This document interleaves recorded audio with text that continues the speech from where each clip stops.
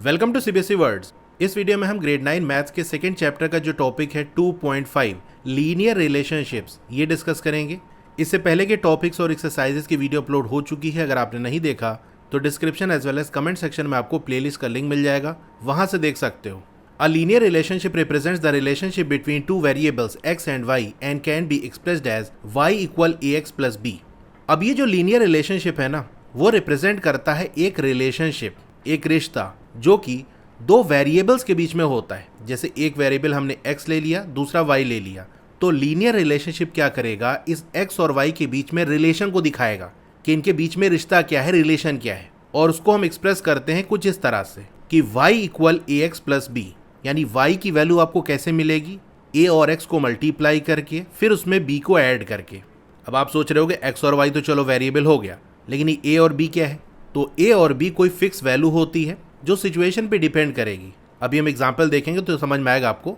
मतलब उस सिचुएशन के अंदर या उस क्वेश्चन के अंदर a और b की वैल्यू फिक्स होगी, वो चेंज नहीं होगी। बस x को हम चेंज कराते जाएंगे और सॉल्व करके हमको उसी के अकॉर्डिंग y की वैल्यू मिलती जाएगी। इसीलिए इसको हम वेरिएबल कह रहे हैं। वेरिएबल यानी इसकी वैल्यू फिक्स ना हो, वेरी करती हो। तो x की अलग अलग वैल्यूज हम पुट कर सकते हैं, उसी के अकॉर्डिंग y की वैल्यूज हमको मिलेंगी। Let us revisit the growing pattern of square tiles in figure 2.4। Figure 2.4 में हमने ग्रोइंग टाइल्स का एक पैटर्न देखा था। चलिए वहां पर फिर से चलते हैं। तो ये है टाइल्स वाला पैटर्न। यहाँ पर हमने एक लीनियर रिलेशनशिप निकाला था। ये देखो यहाँ पर 2n-1, और ये जो 2n-1 है वो किसकी वैल्यू देगा, नंबर ऑफ स्क्वायर्स की, यानी कितने स्क्वायर्स है इसकी वैल्यू अगर आपको निकालनी है तो 2 को मल्टीप्लाई कर दो n से, जहाँ पर n क्या है, स्टेज है। जैसे यहाँ पर आप देख सकते हो ये फर्स्ट स्टेज है, ये सेकेंड है, थर्ड है, फोर्थ है, यानी पैटर्न ऐसे आगे बढ़ रहा है ना। तो पहला वाला पैटर्न है कि सेकेंड, थर्ड, इसी को स्टेज से डिनोट किया जा रहा है। तो n क्या है, स्टेज है। इसमें अगर हम 1 माइनस कर दें यानी 2n-1 कर दें तो s की वैल्यू मिल जाएगी, यानी उस स्टेज में कितने स्क्वायर्स हैं इसकी वैल्यू मिल जाएगी। ये चीज़ें हमने डिटेल में डिस्कस की थी। जस्ट हमको यहाँ पर जो रिलेशन मिला था दैट इज 2n-1, इसको ले लेते हैं।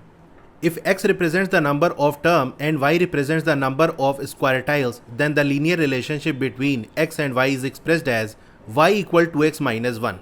अभी जैसे मैंने ऊपर आपको दिखाया कि नंबर ऑफ स्क्वायर टाइल्स की वैल्यू आपको कैसे मिलेगी, 2n-1 करके, जहाँ पर n क्या है, स्टेज है, या इसी को हम टर्म भी कह सकते हैं कि फर्स्ट टर्म है, सेकेंड टर्म है, थर्ड टर्म है, कि वो जो स्क्वायर टाइल्स का पूरा पैटर्न बन रहा है उसमें फर्स्ट टर्म है कि सेकेंड टर्म, थर्ड टर्म, कौन से टर्म की हम बात कर रहे हैं। टर्म को ही स्टेज भी कहा गया है, तो टर्म कह ले या स्टेज कह ले, बात वही है। और s क्या है, नंबर ऑफ स्क्वायर टाइल्स। यहाँ पर ये कह रहा है कि अगर x रिप्रेजेंट कर रहा है नंबर ऑफ टर्म को, यानी n की जगह आपको x पुट कर देना है, and y represent the numbers of square tiles. और जो नंबर ऑफ स्क्वायर टाइल्स यहाँ पर मैंने s से डिनोट किया है, इसकी जगह आप y का यूज कर लो, यानी s की जगह आप y पुट कर दो। तो यही रिलेशन कैसा बन जाएगा, y equal to x minus 1। मतलब ऊपर जो हमने रिलेशन देखा था ना, उसी को हम x और y के फॉर्म में कन्वर्ट कर रहे हैं। Sometimes we may be required to find the relationship between two quantities. कभी कभी ऐसी सिचुएशन होती है जहां पर दो क्वांटिटीज के बीच में रिलेशन हमको शो करना होता है। तो अगर वो रिलेशन लीनियर है तो इस तरह से रिप्रेजेंट कर सकते हो, यानी y इक्वल ए एक्स प्लस बी, जहां पर हम x और y के बीच का रिलेशन शो कर रहे हैं। अच्छा, ये जो रिलेशन अभी हमने निकाला है, आप हो सकता है ये सोच रहे हो कि हमारा जो स्टैंडर्ड लीनियर रिलेशनशिप है उस जैसा तो दिख नहीं रहा है, क्योंकि यहाँ पर प्लस का साइन है, यानी ए एक्स प्लस बी है। यहाँ पर जैसे 2 को हम a मान लें तो ए एक्स हो गया, यहाँ तो माइनस आ रहा है और 1b हो गया। तो इस माइनस को आप प्लस में कन्वर्ट कर सकते हो। आपने पढ़ा होगा जैसे लिखा है 3-2, तो यहाँ से वैल्यू क्या आएगी, 1 आएगी। अगर हम ऐसा कर दें 3 + -2, तो यहाँ से भी वैल्यू 1 आएगी। यानी जो माइनस का साइन है उसको प्लस से हम रिप्लेस कर सकते हैं। बस उससे ये होगा कि माइनस साइन के बाद जो नंबर लिखा था उसका एडिटिव इन्वर्स आ जाएगा, यानी 2 की जगह -2 आ गया। तो 3-2 करो या फिर 3 + -2 करो, आंसर आपको सेम मिलेगा। इसी लॉजिक से अगर इस रिलेशन को भी लिखना चाहें हम तो ऐसा बन जाएगा y equal to x, minus की जगह हमने प्लस कर दिया तो 1 की जगह -1 हो जाएगा। ये इसलिए मैंने बता दिया ना, क्योंकि अगर आपसे मान लो b की वैल्यू पूछ ली और यहाँ पर आपने लिख दिया कि b तो 1 है, तो गलत हो जाएगा। b 1 नहीं है बल्कि b -1 है, क्योंकि जब इस फॉर्म में कन्वर्ट करोगे ना तब ये इस जैसा दिखेगा जो हमारे स्टैंडर्ड रिलेशन है। तो ax और b के बीच में प्लस का साइन आना चाहिए, तब वहां से आप a और b को पहचान पाओगे। चलिए एग्जाम्पल 11 करते हैं, तो ये कॉन्सेप्ट और अच्छे से आपको समझ में आएगा। A telecom company charges a fixed monthly fee and an additional cost per GB of the internet data used. एक टेलीकॉम कंपनी है जो एक फिक्स मंथली फी चार्ज करती है मतलब हर मंथ का एक फिक्स चार्ज है कि इतना रुपए तो आपको देना ही पड़ेगा, चाहे आप इंटरनेट यूज़ करो या ना करो, इतना तो देना ही पड़ेगा। ये चार्ज तो फिक्स है। इसी के साथ साथ एक एडिशनल कॉस्ट भी है पर जीबी, यानी अगर आप इंटरनेट यूज़ कर रहे हो तो कितना जीबी नेट यूज़ कर रहे हो उसके हिसाब से अलग चार्ज आपको देना होगा of the internet data used. मतलब टोटल जो बिल आपका आएगा उसमें तो एक तो फिक्स वाला चार्ज हो गया कि भाई इतना तो देना ही है, प्लस वो अमाउंट जो पर जीबी के हिसाब से, यानी जितना नेट आप यूज़ करोगे उसके हिसाब से ये वैल्यू आपको मिलेगी। इन दोनों का सम कर दोगे तो टोटल आपके बिल की वैल्यू आ जाएगी। एक तो फिक्स वाला चार्ज जो आपको देना ही देना है चाहे नेट यूज़ करो या ना करो, लेकिन अगर यूज़ करते हो तो कितना यूज़ कर रहे हो उसके अकॉर्डिंग एक और वैल्यू मिलेगी। तो इसको मिलाकर टोटल आपको जो बिल है वो बनेगा। A student observes that when she used 10 GB her bill was ₹350। एक स्टूडेंट ने ऑब्जर्व किया कि जब उसने 10 GB डाटा यूज़ किया तो उसका बिल आया था ₹350। जब उसने 20 GB डाटा यूज़ किया तो उसका बिल आया था ₹550। If the monthly bill y depends on the amount of data used, अगर जो मंथली बिल है जिसको यहाँ वाई से डिनोट किया जा रहा है डिपेंड कर रहा है on the amount data used, यानी कितना डाटा आपने यूज़ किया, उसी के हिसाब से जो मंथली बिल है जिसको हम वाई से डिनोट कर रहे हैं उसकी वैल्यू आएगी। क्योंकि ऊपर के स्टेटमेंट यही बात तो कह रहा है कि एक तो फिक्स अमाउंट है वो तो देना ही देना है, फिर जितना आप नेट यूज़ करोगे उसके अकॉर्डिंग और एडिशनल कॉस्ट आपकी आएगी। तो जो बिल है वो किस पे डिपेंड करेगा, कितना डाटा आप यूज़ कर रहे हो, जिसको एक्स से डिनोट किया जा रहा है और ये वैल्यू जीबी में है, यानी एक्स की वैल्यू ये बता रही है कि कितना जीबी डाटा यूज़ किया गया। According to the relation y = ax + b find the values of a and b। अब ये जो रिलेशन है y = ax + b, इसमें a और b की वैल्यू आपको फाइंड आउट करनी है। Note that x = number of GB of the internet data used and y = total monthly cost in rupees. अब सबसे पहले आप ये देख लो कि x और y है क्या। हमको क्वेश्चन में दिया है, देखो यहाँ दिया ना कि जो बिल है वो y है, बिल को हम y से डिनोट कर रहे हैं, और बिल क्या है रुपीज़ में ही तो आता है ना। तो भैया बिजली का बिल कितना आया तो पैसा ही तो होता है वो, कितना रुपीज़ आपका बिल आया। या शॉपिंग करने जाते हो तो वहाँ जो बिल होता है वो किस में होता है, रुपीज़ में होता है कि इतना रुपये आपको देना है, इतना बिल बनना है। तो यहाँ पर y बिल है और बिल की वैल्यू किस में है, रुपीज़ में है। तो y की वैल्यू अगर आपको क्वेश्चन में ढूंढनी है तो देख लो कहाँ पर रुपीज़ में वैल्यू दी है। इसी तरह से जो x है वो इंटरनेट डाटा जो यूज़ किया जा रहा है उसकी वैल्यू है जो कि जीबी में दी है, ये क्वेश्चन में ऑलरेडी मेंशन्ड है। तो x की वैल्यू अगर क्वेश्चन में ढूंढनी है तो आप देख लो कहाँ पर वैल्यू जीबी में दी हुई है, वही वैल्यू x की होगी। अब अगर आप क्वेश्चन देखो तो आपको ये समझ में आएगा कि यहाँ पर दो केस बनेगा। पहला केस जब वो 10 GB डाटा यूज़ कर रही है और बिल आ रहा ₹350।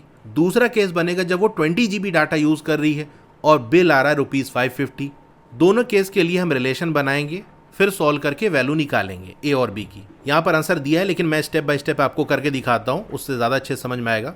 तो अगर हम केस फर्स्ट की बात कर लें तो यहाँ पर x की वैल्यू क्या है, x की वैल्यू जीबी में होगी कि भैया वो 10 GB डाटा यूज़ कर रही है, तो x है 10 GB लगा दो। और y क्या है, y की वैल्यू बिल है, 10 GB डाटा यूज़ करने पे बिल कितना आ रहा है, ₹350।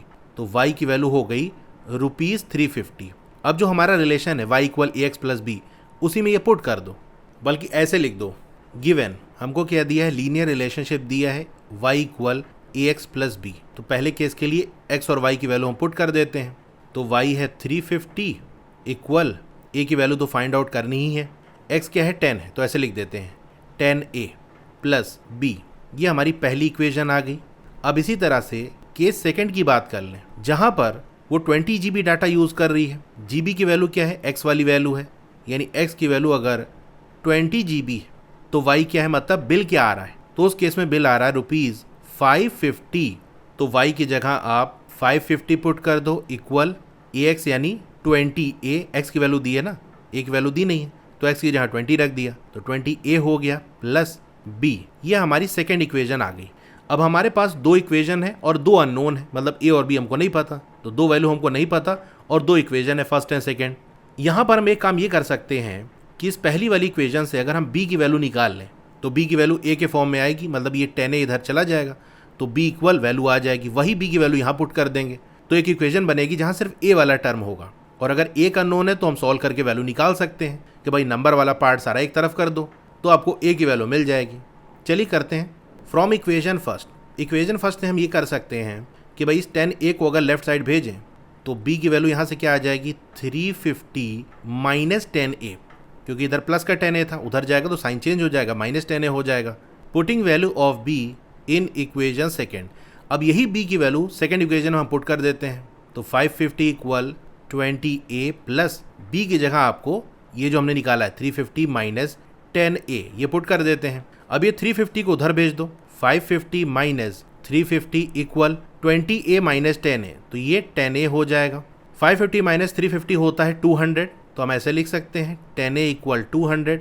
मतलब अगर इक्वल किए लेफ्ट साइड वाली जो चीज़ है उस पूरे को हम राइट साइड भेज सकते हैं और राइट वाले को लेफ्ट भेज सकते हैं। तो इधर से आया 200 को हमने राइट भेज दिया, 10A को इधर भेज दिया। तो जब पूरी चीज़ इंटरचेंज होती है तो फिर वहाँ साइन चेंज नहीं होता, क्योंकि अगर साइन चेंज भी कर लोगे तो दोनों का ही साइन चेंज होगा और साइन कैंसिल आउट हो जाएगा।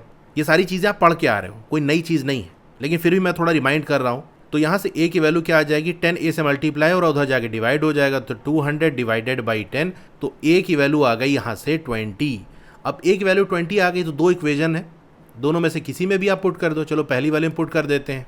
Putting value of A in equation first, 350 equal 10 multiply by A की वैल्यू 20 आ गई प्लस B, ये 200 हो जाएगा, उधर जाके सब्सट्रैक्ट हो जाएगा, तो B आ जाएगा 350 माइनस 200, तो B की वैल्यू यहाँ से आ गई 150। A की वैल्यू आई थी 20, B आ गई 150, यही हमको निकालना, तो ये आंसर हो गया। इस तरह से प्रॉपर वे में आपको एग्जाम में आंसर लिखना है, रफ वर्क की तरह ना करना, वरना मार्क्स कट जाते हैं कि बता मन में कर रहे हैं।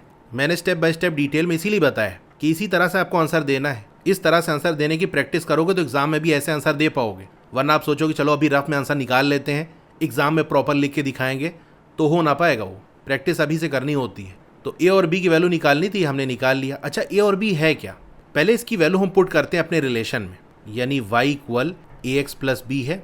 y और x की वैल्यू तो दो अलग अलग दी है, मतलब ये चेंज हो सकती है, A और B तो हमारा फिक्स रहेगा। तो y इक्वल बन जाएगा, A की जगह 20 रख दिया, यानी 20x प्लस B क्या है 150। y तो बिल की वैल्यू है, x तो GB की वैल्यू है कि कितना डाटा यूज़ किया जा रहा है।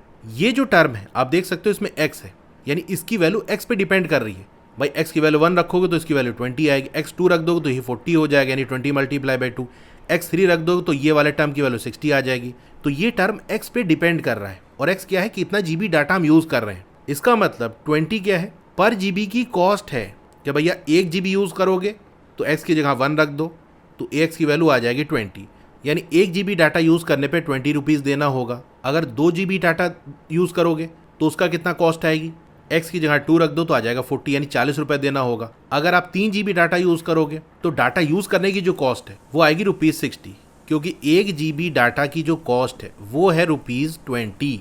तो ये जो 20 आया है जो कि A की वैल्यू है, ये 1 GB की कॉस्ट है, और 150 देख रहे हो उसके साथ कोई वेरिएबल नहीं लगा है, ये x पे डिपेंड नहीं कर रहा है, x की कोई सी वैल्यू है, ये 150 तो अपना किनारे पड़ा हुआ है, ये चेंज नहीं हो रहा है। मतलब ये वो फिक्स वाला अमाउंट है जो कि मंथली देना ही देना है, चाहे आप इंटरनेट यूज़ करो चाहे ना करो। तो मतलब ये जो 150 है वो फिक्स वाले अमाउंट की वैल्यू है, जिसको हम B से डिनोट कर रहे हैं। तो A क्या है, पर GB कॉस्ट है, B क्या है, वो फिक्स अमाउंट जो कि चार्ज होगा मंथली। तो ये रिलेशन मैंने आपको निकाल के दिखा दिया था, y इक्वल 20x प्लस 150, यानी A और B की वैल्यू हम पुट कर देंगे तो ये रिलेशन बन के आएगा। तो ये जो y इक्वल 20x प्लस 150 है, ये रिप्रेजेंट कर रहा है लीनियर रिलेशनशिप बिटवीन y जो कि क्या है, बिल अमाउंट इन रुपीज़, और x जो कि number of GB of internet data used. Think and reflect, can you guess what the number 20 and 150 in the equation y equal 20x plus 150 represent. तो ये मैंने आपको बता ही दिया कि जो 20 है वो तो A है, 150 B है। A क्या रिप्रेजेंट कर रहा है, पर GB कॉस्ट, मैं यहाँ लिख देता हूँ, A है पर GB कॉस्ट और B क्या है, फिक्स्ड मंथली चार्ज। अब इसी कॉन्सेप्ट पे बेस्ड आपको ये एक्सरसाइज दी है, आप अपने से ट्राई करना पहले, अगर आप समझ गए हो तो ये क्वेश्चंस कर ले जाओगे, सारे एक ही कॉन्सेप्ट पे हैं। हो सकता है थर्ड वाले में प्रॉब्लम आए, बट फर्स्ट और सेकंड तो बन ही जाना चाहिए। नेक्स्ट वीडियो मैं इसको करा दूंगा। अब देखो, अगर आपको मेरी वीडियोस अच्छी लगती हैं तो यार लाइक ज़रूर कर दिया करो और एक छोटा सा कमेंट कर दिया करो, इससे वीडियो को बूस्ट मिलता है। और अगर आप वीडियोस को शेयर कर दोगे तो और अच्छी बात होगी, क्योंकि आप देख सकते हो व्यूज़ काफ़ी कम आ रहे हैं, और अगर आपका सपोर्ट रहा तभी मैं इसको आगे कंटिन्यू रख पाऊँगा। तो मिलते हैं फिर नेक्स्ट वीडियो में। Thank you.